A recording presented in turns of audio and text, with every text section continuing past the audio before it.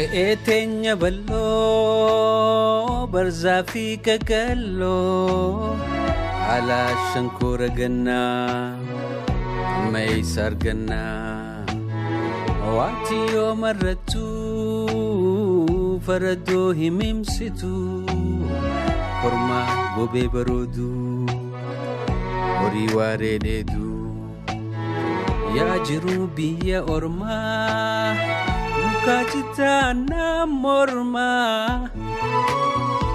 Akamin obseturai Wakayo muddafura Artiin Oromoo waggoota hedduufiin gufuu fi gufaataan rakkoo fi dararaam hedduu erga keessummeessaa tureen booda amma jabanateen deemsa erga eegaleen waggoota muraasa sirnoota darban keessaa afaan Oromoo ittiin sirboodheesi miidiyaa irrattuun ittiin baatee dubbachuun hanga wareegama lubbuutti nama gaafachiisuu danda'a.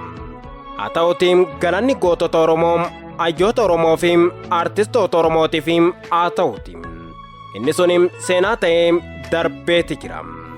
Egaan hordoftoota keenya akkam jirtu nageenya seedhaa jechaatiin har'a waa malee fi miti kan waa'ee aartii Oromoo irraa waa dubbachuun eegalleefi torbaanota darban kana keessaa magaalaa Haramaatti goltii aartii Oromoo yeroo jalqabaatiif kan eebbifame irratti waa walitti qindeeffannee isin biraan geenyatti hanga gola sagantaa keenyatti nu jalaan hafina.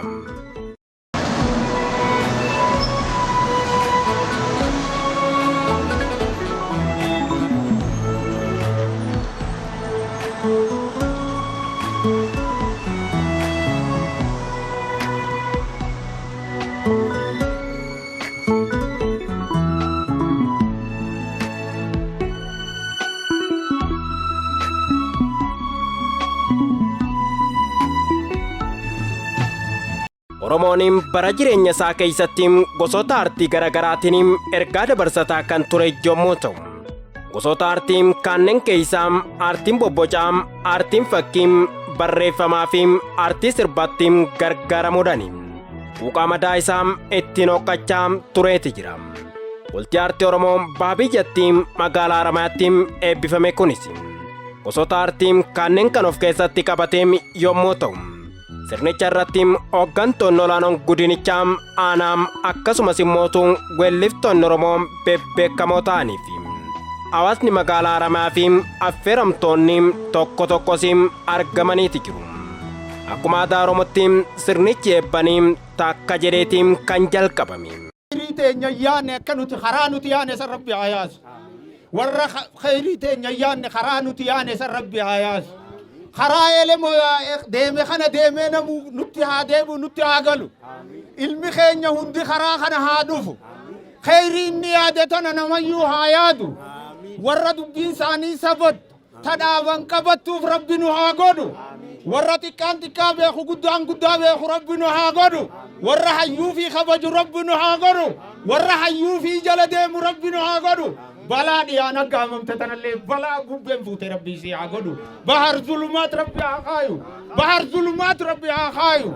Warra kottee walii jala yaa'u Rabbi nu haa godhu. Akkasumammaas warra wajjin dhukkeen nurraa haate hunda kan arraa amata meeqan wal garre warra akka tureeleen coofaa wajjin Rabbiinis wal nu garsiise. Rabbi umrii haa kennuuf ammas. Rabbi umrii haa kennuuf. Rabbi umrii haa kennuuf. Hamtuu nurraa haa qabu. Wal jala nu haa yaasu. Wal nu haa dhageessisu. Waan barbaadu natti Rabbi nu haa geessu. Jabaadhaa jabaadhaa.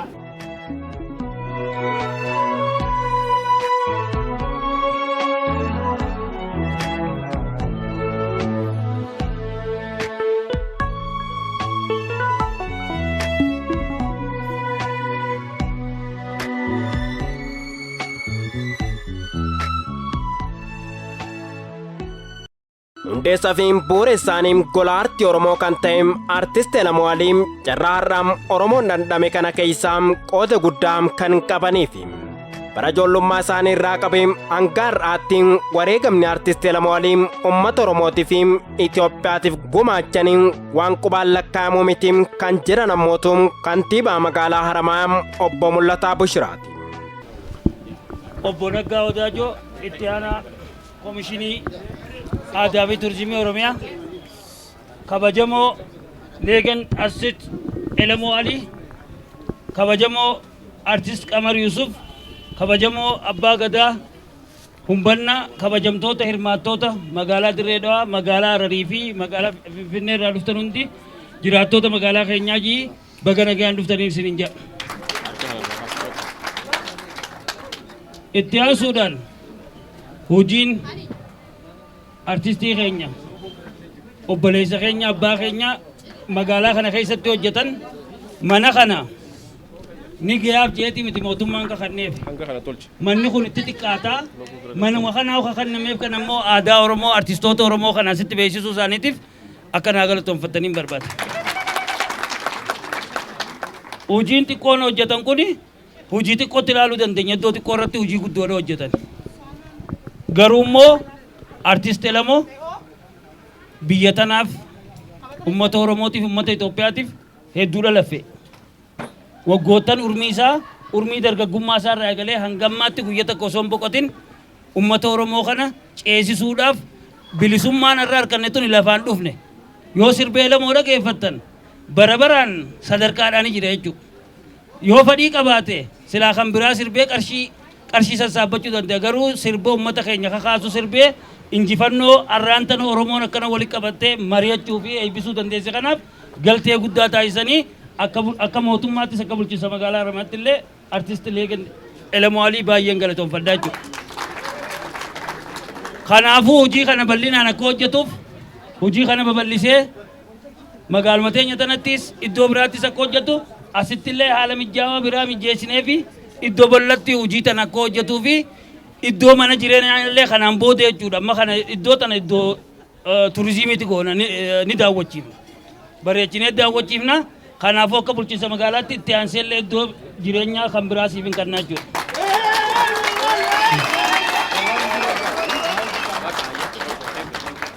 Kanumarra dhaabbadhee kunillee inni geenjennu itti deemnaa jechuudha. Fuulduraas itti deemaa deemna. Artist Elemoo cinaa immoo warri dhaabbatanii yaadaanis akeekaanis wantoota baay'eedhaan illee deeggaraa turtanis asumaan naa galatoomaan isiniin jaa. Akka bulchiinsa magaalaa Haramaatti guyyaa irraa golli artistoota Oromoo kuni ifaan saaqamuusaa isin beeksisaa.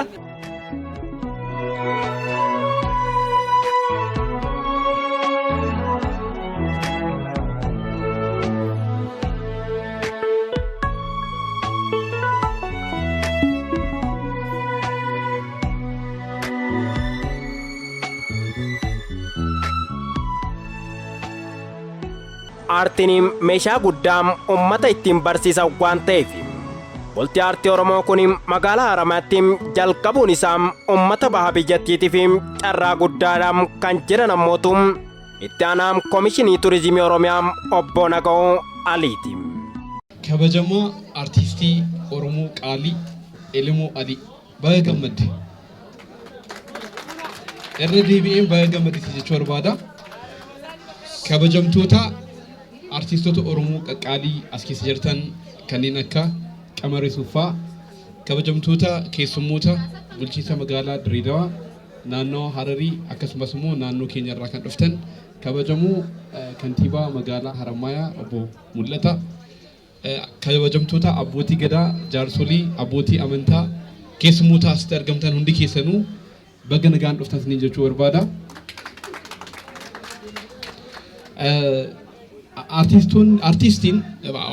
Artiin meeshaa guddaadha, tuulii guddaadha. Keessumattuu uummata barsiisuudhaaf, uummata dammaqsuudhaaf faayidaan aartiin qabu waan salphaa miti.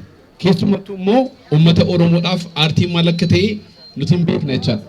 Nuti ijoollummaadhaa kaasnee muuziqaa Oromoo dhaggeeffataa guddanne, erga dhaggeeffataa guddanne booddee waan taane ergaan sun waan nu godhe nuti beeka. Dhaggeeffannee qofa nafne ittis fayyadamnee Oromiyaadhaaf waan goone nuti beeka jechaadha. Kanaa olis immoo wanta goonu qabna. Kanaaf artistoonni keenya waan nuuf godhan waan salphaa miti jechaadha. Uummata keenyaaf, biyya keenyaaf akkasumas immoo gaanfa Afrikaatiif illee hojii isaan hojjetan waan guddaadha. Kanaaf artistoonni hojii isaan hojjetaniif immoo aartiidhaan dabalata weellisuudhaan dabalata hojiiwwan garaagaraa keessatti bobba'anii hojii garaagaraa hojjechuudhaan uummata keenyaaf gumaacha gochaa jiru. Kaan investimentii keessa jiru. Kaan immoo aartii isaaniitiin fayyadamanii ergaa gurguddaa dabarsaa jiru. Kanaan kallattii adda biraatiin immoo aartistii keenya gameessi Elemoon Gola artiistootaa kana fakkaatu ijaaree bifa bareedaa ta'een uummata keenyaaf gumaachee jira. Irra deebi'een baay'ee gammadee jechuun barbaada. Koomishiniin Turizimii Oromiyaa yeroo hundaa'u waggaa tokkoof ji'a lamaan dura namootni baay'een ergaa koomishiniin kun qabatee hundaa'ee hin hubanne ture. Akka artistii tokkotti waajjira keenya dhufee hojii keenya laalee muuziqaa bareedaa tokko hojjetee irra dabalee muuziqaa gara biraallee dabalee kilipii wajjiniin hojjetee kan nu gumaachee Elemoodha jechaadha. Isaaf maqaa koomishinii keenyaan galateeffachuun barbaada. Kun waan salphaa miti by the way. Oromiyaan qabeenya qabdi yeroo jennu beekumsa qabdi yeroo jennu beekumsaaf qabeenya kana akka gaariitti fayyadamanii uummataaf faayidaa uummataaf akka oolu gochuun waan salphaa miti. Waan salphaa namatti fakkaata garuu salphaa miti. Biyyoonni garaagaraa biyya isaanii yeroo beeksisan waan adda addaa fayyadamuu danda'u. Kaan dinagdeedhaan illee biyya isaanii of beeksisu. Akkasumas immoo hojii garaagaraatiin saayinsiidhaan biyya isaanii beeksisu. Aartiin garuu iddoo guddaa qaba. Look at America. Amerikaan Hollywoodii qabdi. Hollywoodii ijaarrattee qabdi. Hollywoodiin soft powerii Ameerikaati. Ilaalcha waa'ee Ameerikaa qabnu akka inni dabalu Ameerikaan biyya jabduu akka taate aartiidhaan fayyadamanii beeksisan. Oromoon aartiidhaan akka itti fayyadamuu qabu utuu hin beekin dura kan jalqaba faayidaan aartii galee fi namoota hojjetaa jiran keessaa tokko Elemoodha jechaadha. Ofiisaa qofa miti Elemoon amma kanas jiru. Jaalleewwan isaa aartiidhaan Oromoodhaaf lolaa turan hunda isaanii yaadatee gola kana fakkaatu keessatti yaadannoo isaaniif ta'u muuziyeemii kana fakkaatu nu gumaate jechaadha. Weellisaan kamiyyuu yaada kana qabaachuu danda'a. Gara hojiitti hiikee kan nu agarsiise garuu hin jiru ture. Kana kan godhe immoo Elemoodha. Irra deebi'ees galatamaa jechuun barbaadaan. Akka turizimii Oromiyaatti akka koomishinii turizimii Oromiyaatti ergaan an dabarsuu barbaadu. Aartiin humna guddaa humna jabaa qaba. Muuziqaadha, fiilmiidha, turizimiidha. Akkasumas immoo liitiracharii yookaan afoolli jarriin kun hunduu walitti qabamanii soft powerii guddaadha biyyaaf. Biyyoonni garaagaraa wiippanis qabaachuu danda'u. Meeshaalee waraanaa qabaachuu danda'u. Meeshaa waraanaa kan ijaan hin mul'anne garuu miira namaa tuqee gara tokkotti uummata fiduu kan danda'udha jechaadha. Biyyoota araarsuu danda'a. Dhaabbilee siyaasaa walitti araarsuu danda'a. Uummata walitti buufate walitti araarsuu danda'a. Aartiin humna akkasii humna jabaa akkasii qaba. Hin dhageenyaa biyyoota garaagaraa keessatti fakkeenyaaf turizimiin Sri Lankaa keessatti humnoota walitti dallananii walitti wallolaa turan walitti araarsuu danda'eera turizimiin. Aartiin Jamaayikaa keessatti uummata walitti araarsuu danda'eera. Kolumbiyaa keessatti uummata walitti araarsuu danda'eera. Aartiin humna jabaa akkasii qaba jechaadha. Namoonni as jirru kun we came from different walk of life. Iddoo garaagaraadhaa dhufne. Garuu yaada tokkoon walii galla. Oromummaadhaan walii galla. Aadaa keenyaan walii galla. Tokkummaa saba keenyaan walii galla. Gara fuulduraatti illee seenaa keenyaanis illee namoota walii galuu dandeenyu jechaadha. Kanaaf artistoonni as keessa jirtan jaallattoota aartii Oromoo kan taatan, deeggartoota aartii Oromoo kan taatan, jiraattota magaalaa Haromaayaa, naannawa Hararii, Direedawaa akkasumas immoo uummata keenya bal'aa abbootiin gadaa, abbootiin amantaa jaarsi sila nu eebbisaa turan abbaan gadaallee hagam amantaa isaanii umurii isaanii irraa gararraa darbanii ergaa akkamii akka nu dabarsan ilaala. Dhaloonni as jiru amma dhaloota dargaggeessaa qeerroo hedduu as keessaa qabna. Isaaniif illee ergaa seenaan kun darbee fi seenaan akkas dhaloota irraa gara dhalootaatti darbaa deemuu qaba. Kanaaf aartiin humni inni qabu guddaa waan ta'eef hundi keenya haa tumsinu wal deeggaru jechuun barbaada. Dhuma irratti artistii keenya gameessa artistii qaalii Elemoo Aliitiif karaa hundumaan deeggarsi akka godhamu waamicha gochuun barbaada.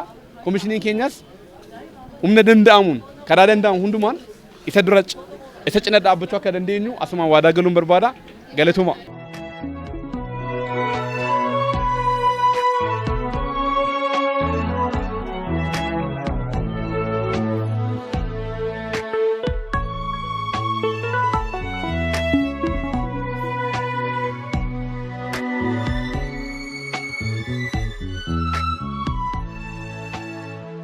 wanti gola Artii kanaam akka bu'uuressuuf naka kaase keessaa inni tokko.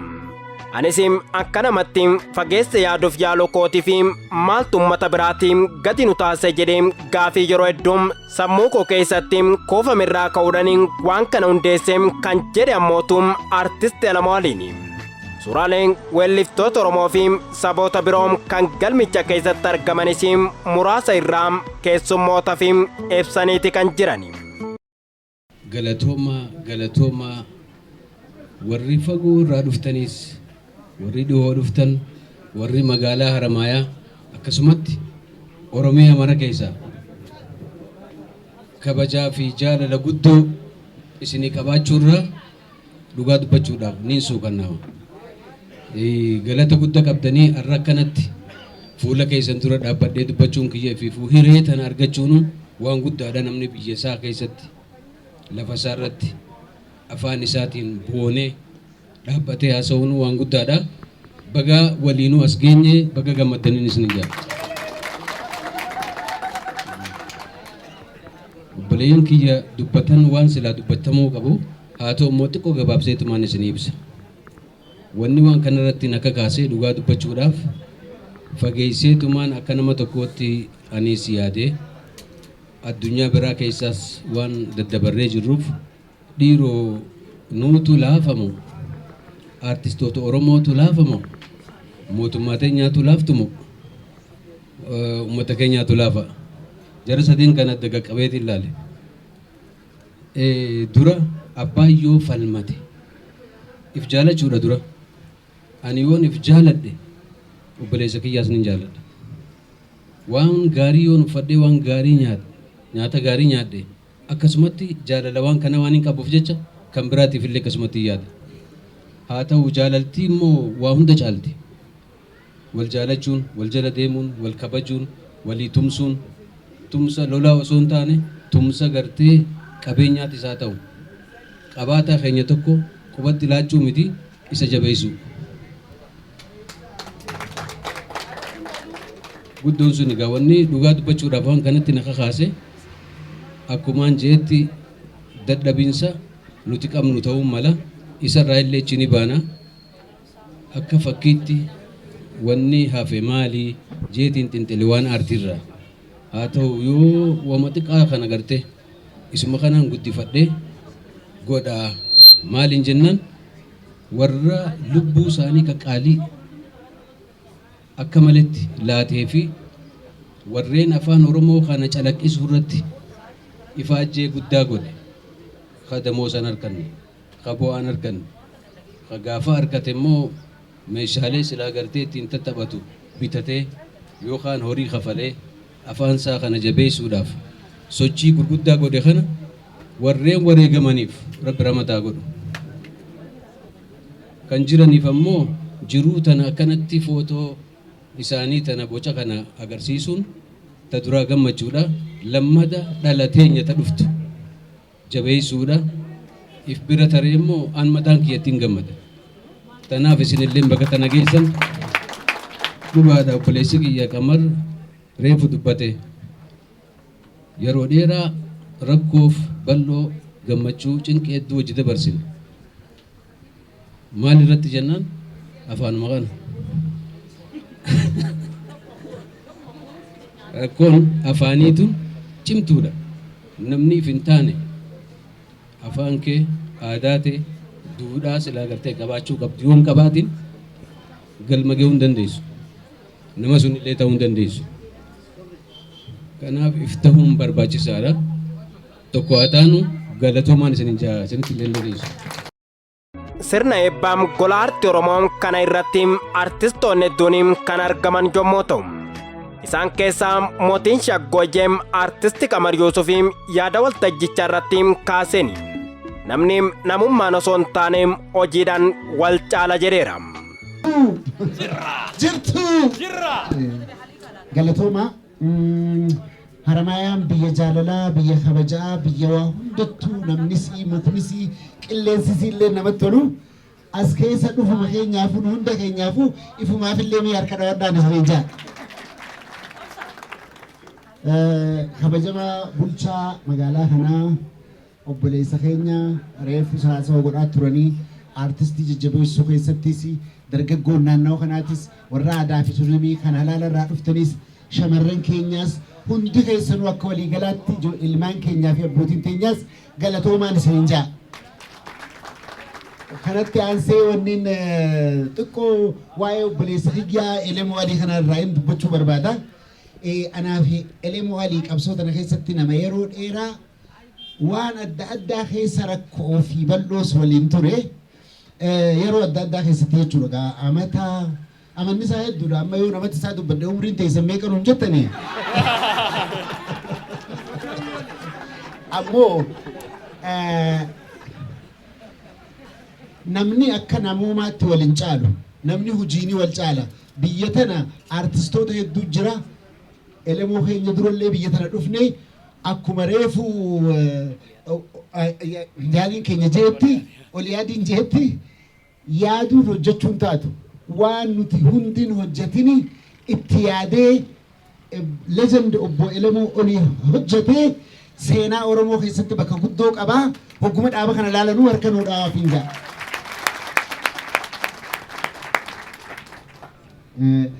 Kanatti aansee wanni jechuu barbaadu wanni isin dhaaba kanarratti argitan hogguu argitan wanni isin yaadattan waan addaati. Reefu obboleessa keenya maal jee waa hedduu ijoollummaa teenyaan nutti himtaniiti kakaanee jee kaka'uu qofa osoo hin ta'in ammoo hojiirra oolchinee jee hojii saniitu arraan tana wanni dhaabarratti argitan kun hundinuu ummata seenaa Oromoo keessatti bakka gurguddoo qabu waan gurguddoo hojjetee waan arraan tana waraanni godhuu hin dandeenye godhanii asiin ga'anii jechuudha.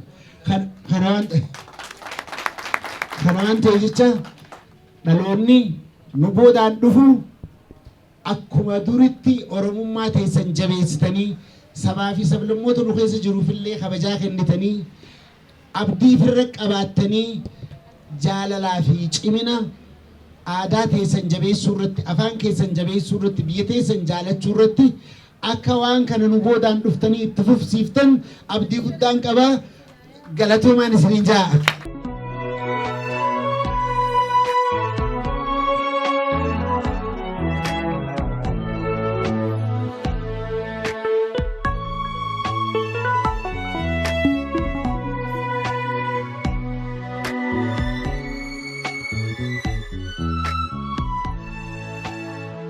Artiinim daawwiti hawaasniim keessattuu filaaluudhaan tan jetti ammootuun Turizimii Oromiyaa Dubree Aliima Abdul Shakuuri. Hojiin kunim akka lafa qabatuu fi guddina Harargee fi olloota isheerraa waan guddatuun eeggamaam jetteeti jirti. Guyyaa addaatiin bagee isin ga'e jedha artistii kabajamaa keenya Elemoo Alii akkasumas artistoota kaawwan. Akkuma beekamu artii jechuun daawwitii sabaati. Daawwitii jechuun ammootu waan ofii keenya keessatti agarruudha. Akkuma agartan artistoota Oromoo manguddoo kan ta'an kan hangafa keenya kan akka Dr. Kabaja Alii Birraa dubatti kan agarru. Akkasumas ammootu warra qacalee ta'an kan akka Hacaaluu Hundeessaa ofitti arguu jirra. Artii jechuun akkuma beekamu daawwitiidha. Kana keessaan daawwannee kan ofin agarruudha. Hojiin kun ammoo hojii guddaadha. Hojii turizimiiti. Hojii turizimii jechuun gama tokkoon qofa hojjetamee kan dhumatu miti. Hojii gama kanaan ammoo gama suuraatiin hojii guddatu hojjetamee wanni bulchiinsa kanarraa eegamu ammootu akka Dirree Dawaatis ta'e akka godina Harargeetti hojiin kun sirriitti akka daawwatamuu fi akkasumas ammootu ijoolleen lafaa dhufan hamilee akka godhataniif kanarratti hundaa'amuu qaba. Kan biraa ammootu hojiin kun asitti hafeetiin akka hin bannee fi dhalootatti akka dabruuf gara fireemitis jijjiiramee akka gurgurtaa garagaraarra egzibishinii garagaraatti akka gurguramu godhuunis barbaachisaa natti fakkaata. Dhuma irratti gola artii Oromoo kanaam jajjabeessuu fi edda isaam gadi fageessuudhaa fi galii walitti qabamaa kan ture yommuu ta'u waliigalatti artistoonni achirratti hirmaatanii abbootiin qabeenyaa artii hirphaa turanii fi hojjettoonni mootummaas gola artii kana hirphuudhaa fi aangoofni isaanii danda'anii waadaa seenaniiti jiru. Haasawallee isinitti dheeressu san dura waan tokko hojjechuun barbaada. Yaadannoo yeroo dheeraati. Dhugaa walitti nagaarraa tana. Sirba afaan Oromoodhaa warreen nu barsiisan kabajaa gurguddoo uummanni nuti qabnuuf kan lubbuun jiranii fi kan du'anillee jechuudha bira mataa godhuu fi kakka legend Dr. Ali Birrafa legend Shanto Chubbisa Muhammad Ibrahim fa walyaadachiisuudhaaf gaafa Magdashoo keessaa faraqa afaan gaallaa jaamee afaan Oromoo dabru keessa uummanni afaan keenya nu barsiisan amma rabbi umrii kannee fi Shanto Chubbisaan irra nu gidduu jiraatii harka dhaabaaf akkasiin jettu waayyeeyyoon akkasiin jettu waayyeeyyoon ayyoon ayyoon dubreen asaba akkasiin jettu waabbeeyyoon abiyyoon abboon dura daannam loli gurbe loli cubbuu haqumaa kufa je'eeti nu barsiisee beeka arrabni ta'a haqa namaa dhoysuu gaarii alaabaa nagayaa ibsituu biyyayyu alaabaa nagayaa ibsituu biyyayyu si arkuu qajeelti jidduu hoggayyuu jechuun karaan manni bakka taa'eessaa jeeti adeer waliinis karaa mana abbaa gadaa na barsiise achi xiqqoo deebi'eet immoo nama tokko as keessa jira karaa mana abbaa gadaa immoo hin gaafatanii nama jira.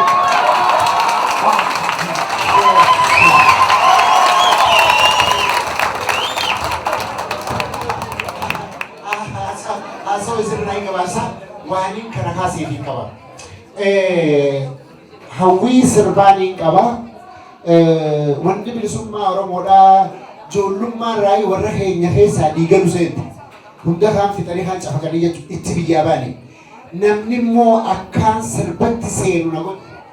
Ani gitaara fa'aa qabeetti jala fiigaa bakka isaan waa godhanitti shaayisni dhaabanii godhaa. Obbo Nuhoo fa'aa, obbo Elemoo fa'aa. Elemoo immoo harka naqabeetuma ifii gitaara naadawaa waan kun afaan dubbattoonni narraa qabitan barbaadu. Asii kaanee gaaf tokko Kalifoorniyaa wajjin nu wajji dhaqii sirba baafnaa jedhanii ookee jee dhaqee wajjin. Hukkuun achi dhaqee sirbina ture booyaan itti gadhiise. Itti gadhiifnaan sirbu malee hin galuun jee. Haaya sirba meeqa qabda jennaan sadii hin qaba. Haafenaa sitti guutaa. Sirbii jeeni na dhahee Elemoo har'as duree ta'eetuma nu dura bu'ee waan ajaa'ibaa hojjete. Elemoo nama saba isaa jaalatu, nama qabsoo jaalatu, nama birrii fi maallaqaaf je'ee hunduu tokkollee hunduu hin jenne bakka deemu hundatti waa'ee aadaa Oromoodhaa nama babal'isu. Guyyaa har'aa guyyaa seena qabeessa, guyyaa milki qabeessa. Guyyaa ifaajni keenya tokkoon as bahutti bahuu eegale. Har'a dirribaasa yookaan egzibishina Elemoo Alii kan yuunitti kan takkee ta'e kanarratti argamee dubraa dardara babbareedoo kana artistoota bebbeekamoo gurra Oromoo kan duratti cunqursaa fi booyuun akaakayyoota isaaniitii fi abaabayyoota isaanii duumse muuziqaa bareeddu sagalee babbareeddu sagalee gartee wallee baraan bara qaartuun uummata isaanii tajaajiluu ture. Artistoota keenya akkasuma ammaas nu cunqurfamuu ka ture biiroo poolis xaabiyaa bira yoo dabarre kabalamnu bakka isaanii mariif duuba darbee isaanirra caalaa as bahee duree biyyaa nuu ta'e dura dhaabbadhee dubbachuuf ayyaana argachuu kiyyaaf hedduun galatooma. Itti aansee abbaa dirribbaasa kanaa abbaa jalqaba ifa hanga'a ajaa'ibni isaa ilmaa ilmoo qaabu battala qaabu godhe Elemoo Alii guyyaa isaa xiqqaa kan gitaara boksii qabee jabuutii keessa wal'isu argee gurbaan kun asiin taa'u na godhachiisa. Akkasuma warra asin walga'e hunda ka gammachuuta ni hirachuu dhufe cufa baga nun ga'een ja'a ammoo an seenaan irraan baane taqaatanii qabrittiin galuun qaba. Guyyaa bareedaan ani arge kana odoo jaarraa abbaa gadaa na wajji arge. Odoo Elemoo qilxuu na wajji arge. Odoo mul'is gadaa na wajji arge gammachuun tiyya dachaa taati. Homaa miti gaafaan dhaqeen himaaf takkan hambisu.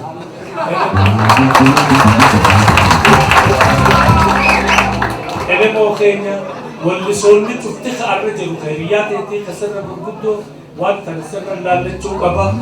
Wallisoota hedduu dubraa dardaraa ka as keessa jiru ka manaa kanaan duuba jiru ka kana ka wilii ka'ee if booda nu dhiisuu jiruutu jira isaan saniin wanniin gorsu faana Elemoo Alii, faana Alii Birraam, Alii Muhammad Muusaa akkasuma faana Abubakar Muusaa Wadaay Roobaa Jaarraa, faana Abdii Muhammad Adam Abdi Sabuur Abdi Qophee, faana Muhammad Ibrahim Wadaay Koopii ka irra guddaa wallee Ali Birraa katabee arra maqaansaa maramee gujufa darbame. Faana isaanii qabu'ee nu bira dabree seenaa kana bakka nuti itti dhaabne irraa kaasee ol kaasu sanii nu booda dhufuuf jiraata. Ammaan tana gaa dubbii isinitti guddisuu ani maatii kan qabu ture ani miskiin.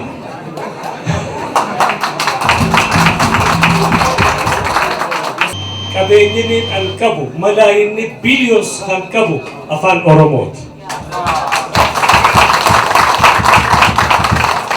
Afaan Oromoo kanneen uummata kiyyaan tilmaame maal jedhee uummata bobboona hin qabne iftuunu ka ollaa wajjin nagayaan bulu yoo tuqan malee nagayaan lolu Oromoo kormaa tuquun hin malu jedhee dheertuudha walaloon kanneen afaan kanaan tilmaame. Kanneen yaa afaan Oromoo guutaa dambalaqa bakka irraa irratti namuu sumalaqa yaa afaan qaliila naanaa booruun qabne yaa bal'aa wal gayaa kan inni qeeffanne jee. Duuba gumaatireen ilma kiyya an qamaris ilma kiyyaan jaan qamar ilma Sheekh Yuusuf ilma kiyya waliin hin je'een walleetiyyaan na jaalachuu waan tureef shantam shubbisaa jechuun ture. Tanaaf qamar ilma kiyyaa booda har'a waliin Elemoof gumaachuu maallaqaan qabu walaloodha. Kitaabaniin maxxansuu fidirraa tokko maqaa waajab je'ee kan hin barreesse dhageessan kan asuma ol maqaa 37 qabuun Elemoo kiyyaa gumaache. Artistoonni keenya artistoonni afran qalloo artii qofaa miti. Artii keessaan qabsoo Oromoo sochoosuu keessatti gahee guddaa qabu. Jalqaba hangafoota artii Oromooti artistoonni baha Oromiyaa. Artistoota baha Oromiyaa keessatti artistoota hedduu qooda fudhachaa ture. Qabsoo Oromoo sochoosuu keessatti gahee guddaa qabu. Hangafoonni keenya nu isaan jala guddachaa isaan jala barachaa jiru. Kanaaf har'a sagantaa kanarratti wal geenyee baga jiraattan duraan dursee isin arguuf gammachuu guddaatu nutti dhagahama. Wanti hojjechaa baane hundi isinii fi isinii yoon jiraate nuti asin jirru namnis nu beeku firris alagaanis hojii keenyan argu ture baga jiraattan. Warra jaalannu warra kabajuu hunda isaaniitu hangafa keenya Shantam Shubbisaarraa jalqabee kabajamtoota hangaa'ota mootummaa warra as jirtan warra magaalaa tana bulchitan hundinuu dubartoota keenya shamarran keenya adde Fariyaa adde Saaraa dubartoota onnee namatti godhu kana hunda asitti arguu biyyaafis hedduun gammadee waan hedduu jee isinitti dheereessuun waa'ee Elemoo dubbachuuf jecha tuna hanqataa emooshinaalentaa garuu niin yaada. Elemoo jechuun wallisaa qofaa miti. Barsiisaadha. Nama hedduu obsa qabu. Nama saba isaa jaalatu. Ani yeroo dheeraaf yoo xiqqaate waggaa 20 bakka takka turre sirballee akkan itti sirbu maal akkaan godhuu qabu nama na barsiisaa ture. Jalqaba bakki itti sirbe mana isaati reestooraantii kilaba qabaachaa ture. Eenyu fakkii kaasee daawwiidhaaf qopheessaa eenyu walaleessee yeedaloo miidheessa eenyutu ol bahee sagaleen wallisaa eenyutu qunxaa garaa lammiirraa buqqisaa eenyu aadaaf seenaa biyyaa addunyaaf mul'isaa hamtu goota faarsee ummata barsiisa kun hundinuu bara aartiidha hundeensaa kan jiruun funaanee seenaa gameeyyotaa haala adda ta'een dhiheesse dhaloota haala adda ta'een dhiheesse dhaloota halee osoon beekne har'a boru yaannu erga riibaa kaane deebineen dagamnu ilmi ayaa qabuus abbaarraa waa baraa angafaas kabajee dhalootaaf waa jaaraa kan dabre lubbuudhaan seenaatu dubbata hayyuu har'a eegan gunachuun furmaata namni gaafa xiiqii irkoo lallabataa yaamicha Elemoo Alii dhagahee eenyutu dhowwaataa wareegama qaalii sabaaf kafalanii kalee holaafama ajjecha dandamatanii dhaanama ulee mudhaqqabe kunoo har'a carraaqnisan tirataa oolee bulee. Eegaan daawwattootaam TV Hararii gola aartii kanaam erphooniim dhaqnee jajjabeessuufiim daawwachuuniim nuunda irrattiim dirqamaa ta'u sababni isaam aartiin Oromoo uummata Oromoo qofa qaba. Kanaaf hundi keenyaam nama dirqamaam itti kenname ba'u nu haa taasisu jechaatiin kanarraam kanumaan goolabna. Torban ammootuun sagantaa biraatiin wal garraatiin hanga torbanittiin walleem aartisti Qamar Yuusufiin waltajjichaam ittiin bohaarsi kanaan bohaartii gaarii.